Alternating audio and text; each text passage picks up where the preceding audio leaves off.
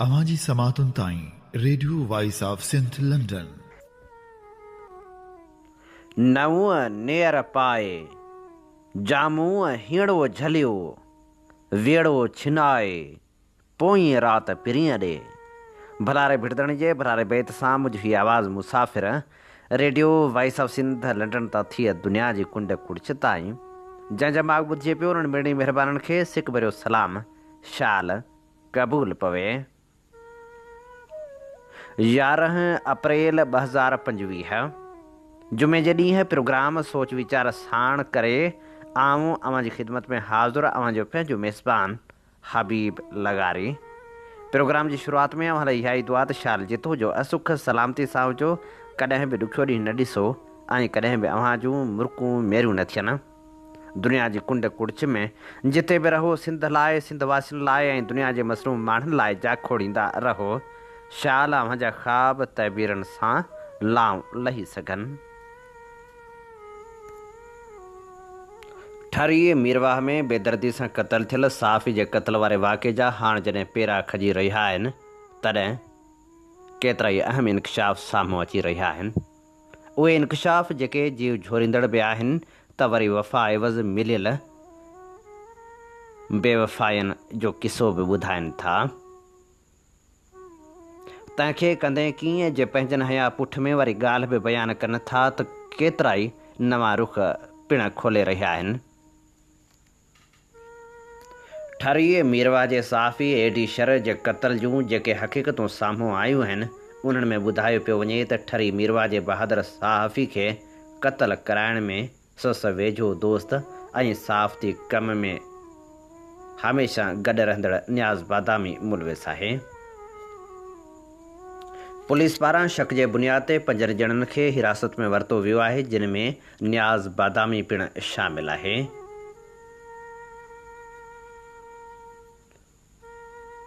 इहो बि ॿुधायो पियो वञे त साफ़ी एडी शर जे क़तल बाद वारसनि जे शक ऐं न्याज़ बादामी जे कपिड़नि खे लॻियल रत ते पुलिस खेसि गिरफ़्तार कयो।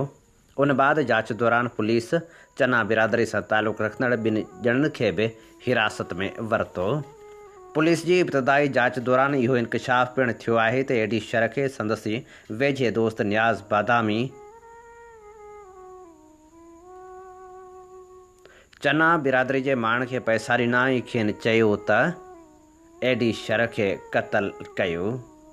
जंहिं बाद जवाबदारनि एडी शर खे ठरी मीरवा जे कचे वारी आबादी में फ़ोन करे कूड़े दिलासे ते घुराए कुहाड़ियुनि जा वार करे क़तल कयो ऐं जवाबदार फ़रार थी विया।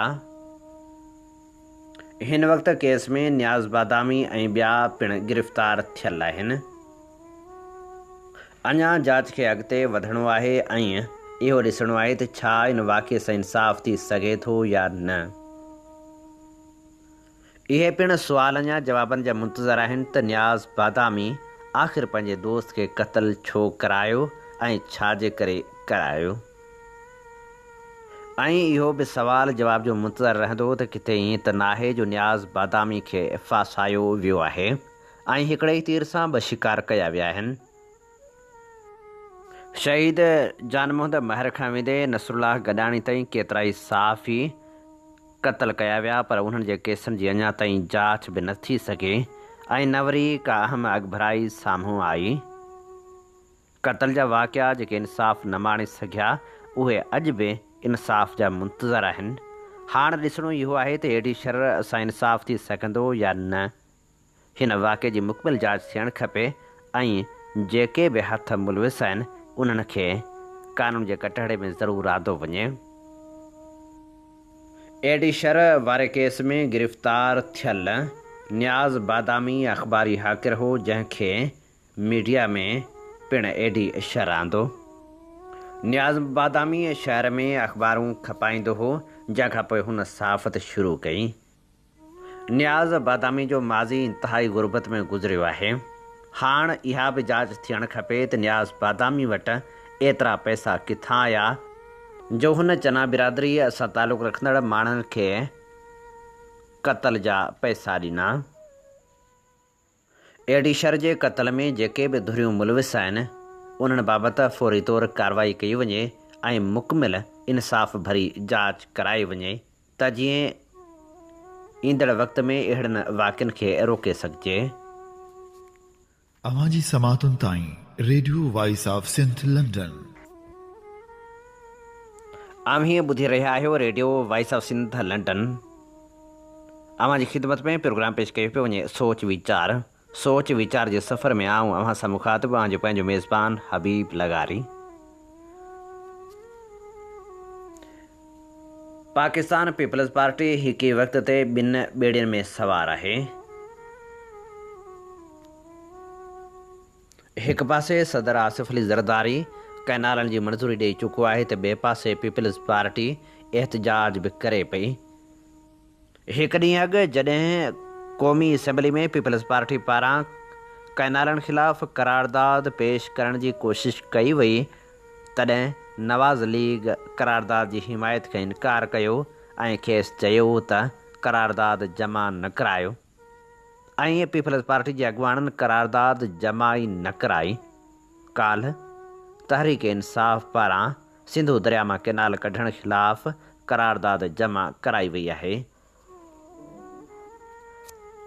तहरीक इंसाफ़ कैनालनि जे मसइले ते CCI जो फौरी इजलास घुराइण जो पिणु मुतालबो कयो आहे। हुननि पंहिंजी जमा करायल करारदाद जूं कापियूं वफ़ाक़ी हुकूमत CCI ऐं इरसा खे बि मोकिलियूं आहिनि। सिंध जे ख़दशनि बाबति ठहराव ग्रीन पाकिस्तान मनसूबे तहत सिंधु दरिया ते वाहन जी तइमीर वारे मामले ते जमा करायो वियो आहे, जंहिंमें चयो वियो आहे त जीअं त सिंध सूबे लाइ सिंधु दरिया ज़राइत घरेलू इस्तेमाल ऐं माहौलियाती इस्तेहकाम लाइ पाणी अहम ज़रियो आहे। पंजाब में वाहन जी अॾावत चोलिस्तान कैनाल मनसूबे समेत जेके ग्रीन पाकिस्तान मनसूबे तहत मनसूबा शुरू कया विया आहिनि ऐं अक्टूबर 2024 में सेंट्रल डेवलपमेंट वर्किंग पार्टी तरफ़ां मंज़ूर कया विया।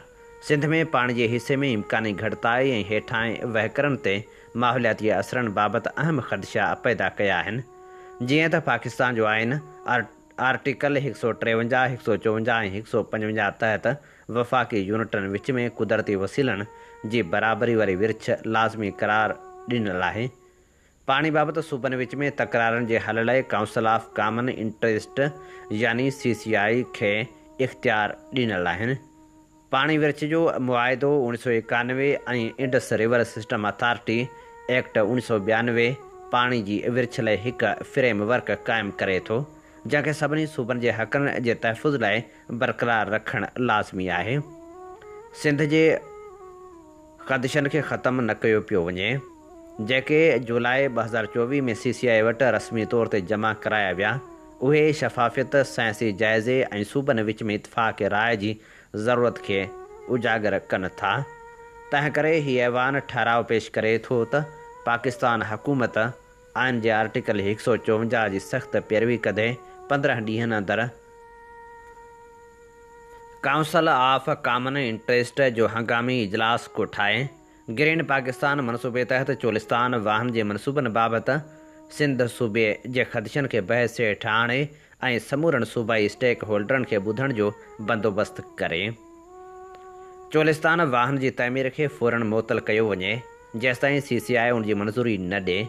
जीअं आर्टिकल 155 तहत बैनल सूबाई हम आहंगी खे महफ़ूज़ रखण ऐं आइनी उसूलनि ते अमल यकीनी बणाए सघिजे।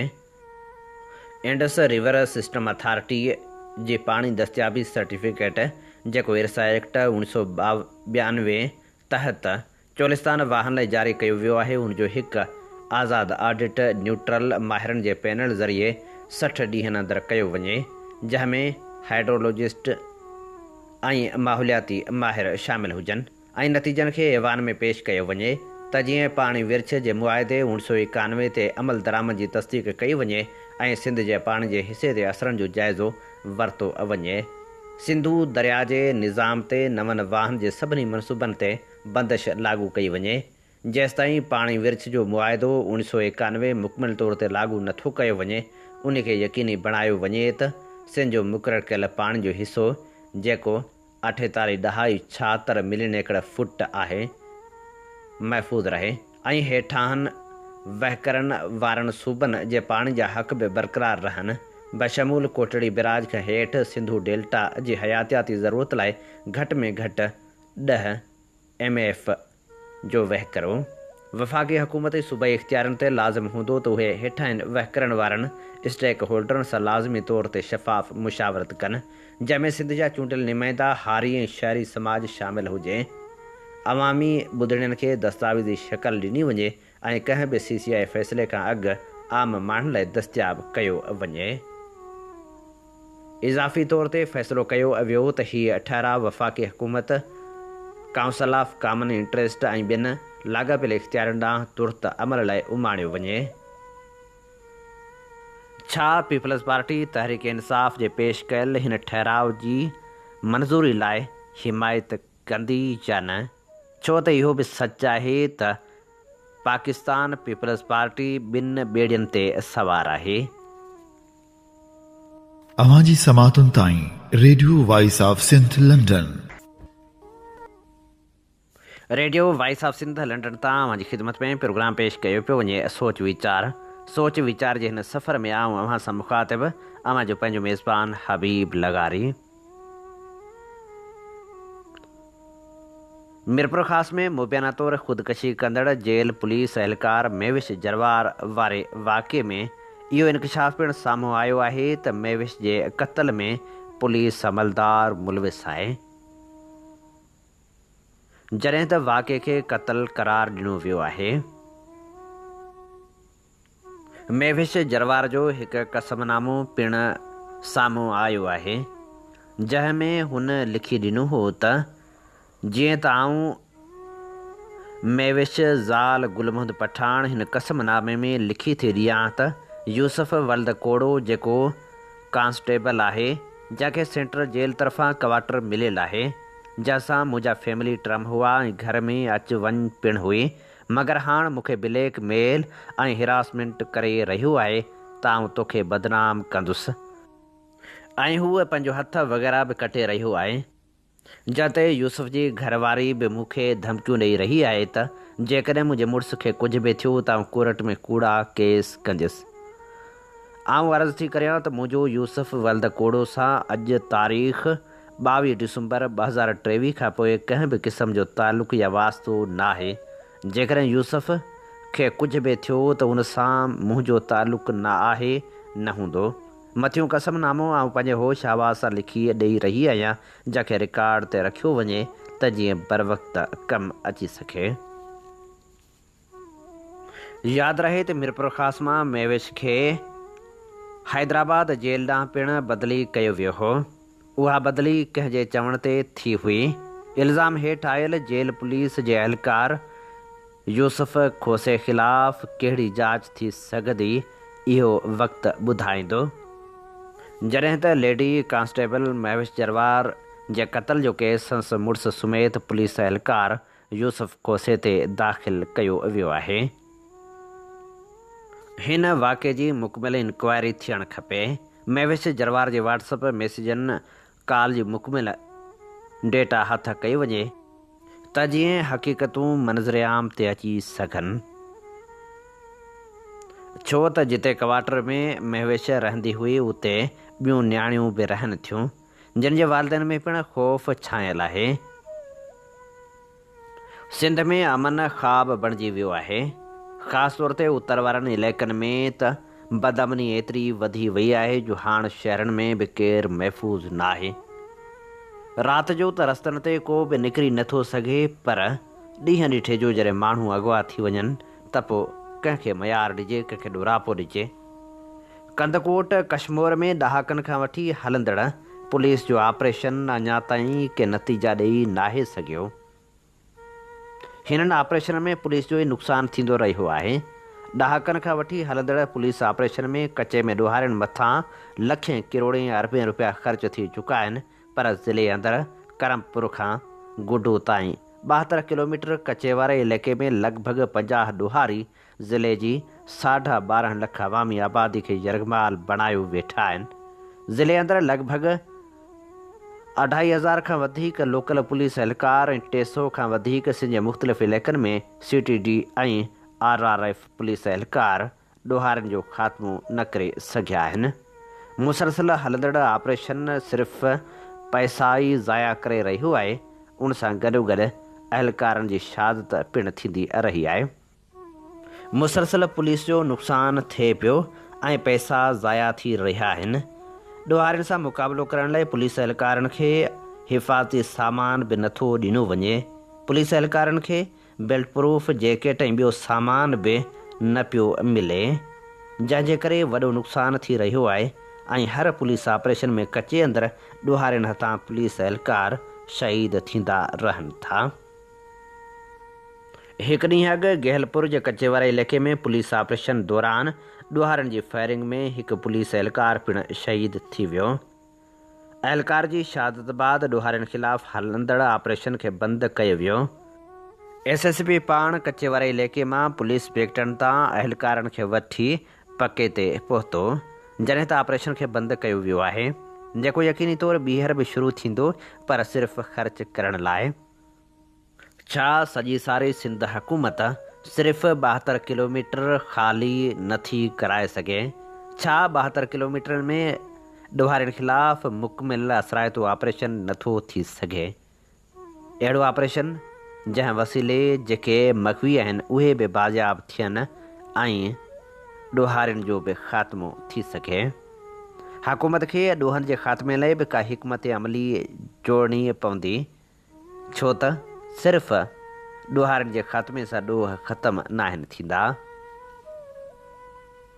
अवां जी समातुनि ताईं radio voice of Sindh London. Programme सोच वीचार अवीं ॿुधी रहिया आहियो Radio voice of Sindh London तां। आऊं अवां जी ख़िदमत में हाज़ुर आहियां जो पंहिंजो मेज़बान हबीब लगारी। ऐं हाणे गुज़री वियल लम्हनि खे यादि करियूं था ऐं साज सॻे सां सलाड़ियल यादि किताब जा वर्क वरायूं था। जी हा, ख़ूबसूरत लेखक आफ्ताब मेमण जी आत्मकथा जीवन सफ़र जी पेश करे रहिया आहियूं। 34हीं क़िस्त 24 मई 1990 रात जा 8:30 वॻे फ़ोन वॻी।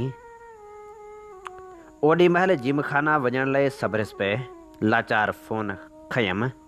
पीए ॿुधायो त अमरीकी कौंसल खाना जो प्रोटोकॉल ऑफिसर आहे, पर आहे को सिंधी।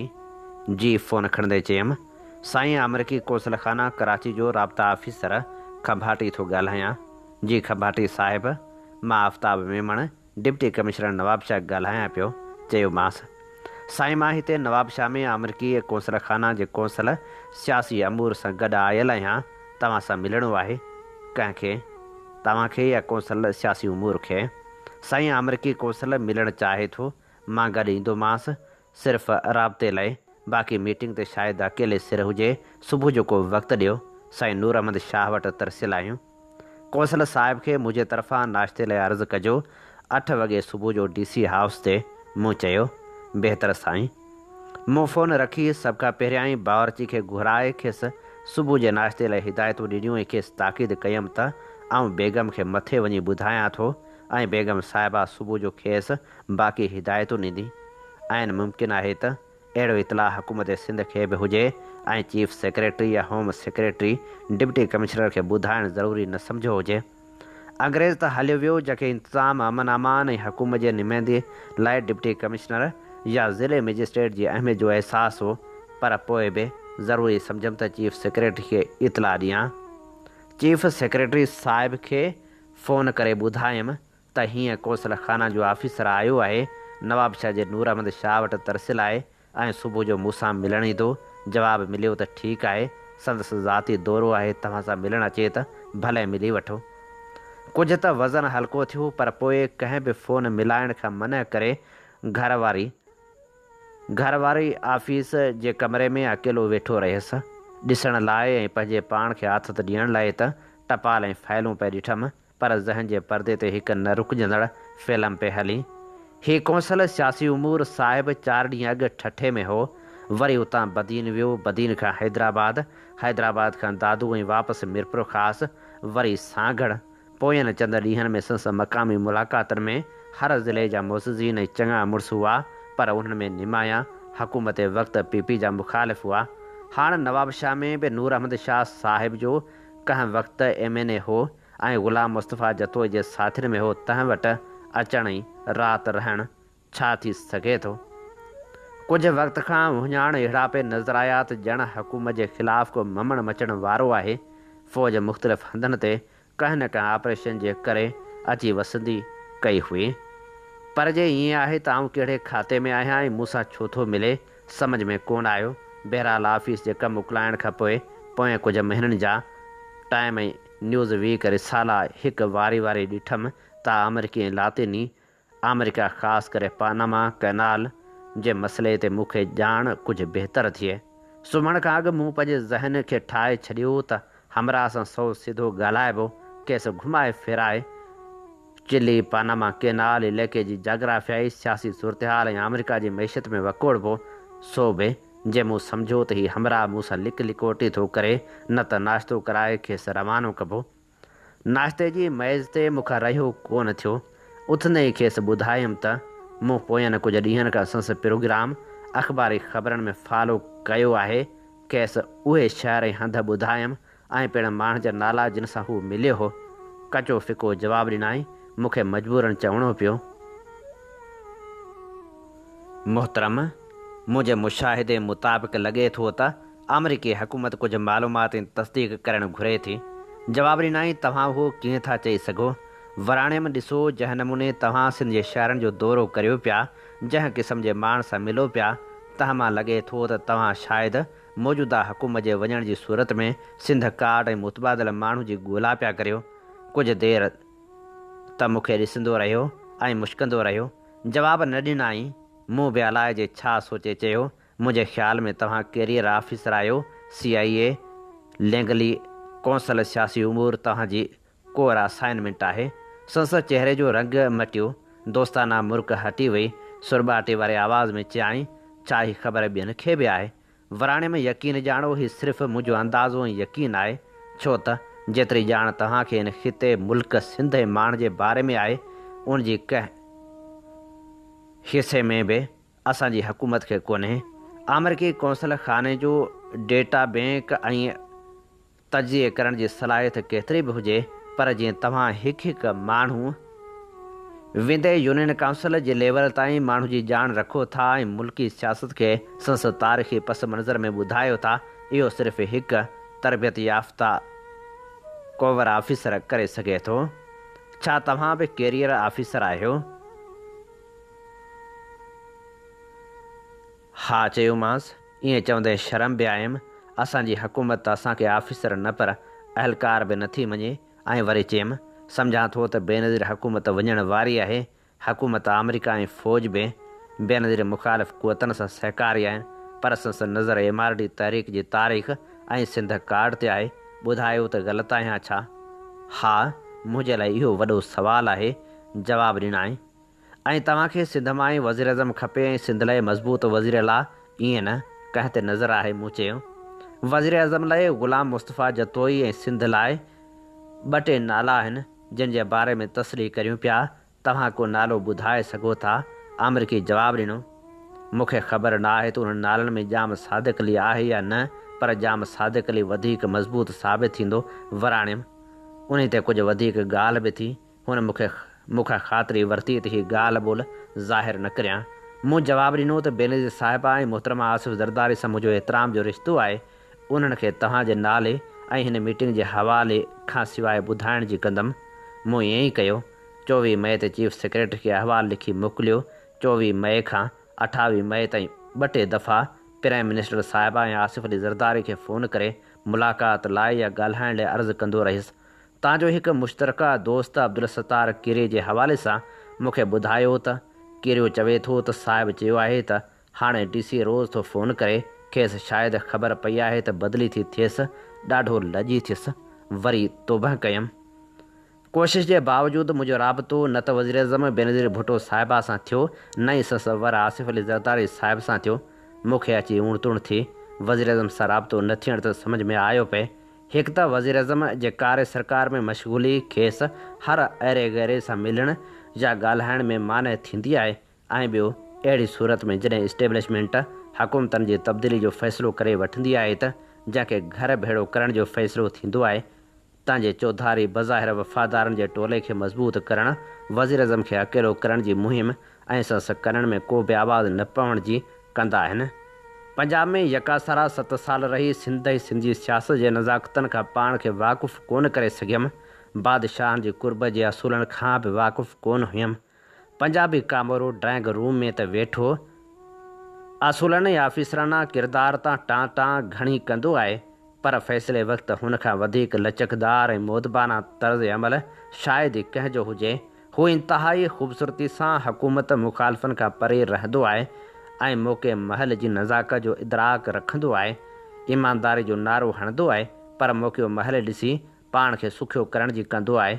मूं त संदन ड्राइंग रूम नारेबाज़ी जो असरु शायदि वधीक थियो। सोचियमि त भले नाराज़ हुजनि, पर कीअं बि करे खेनि ॿुधायो वञे त हालतूं अव्हां जे ख़िलाफ़ु पियूं वञनि।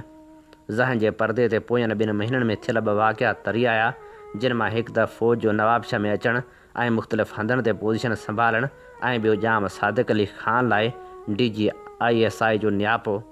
मार्च 1990 धारे DG/ISI जनरल कल्लू जो नियापो संसी स्टाफ ऑफिसर जी मार्फत आयो त जाम सादिक़ अली खे ॻोल्हे ज़ाती तौरु नवी कलाई में खेसि नियापो ॾियां त हूअ जनरल सां मिले, पर फ़ोन ते या ॿी कंहिं जे साम्हूं इहा ॻाल्हि कोन करणी आहे।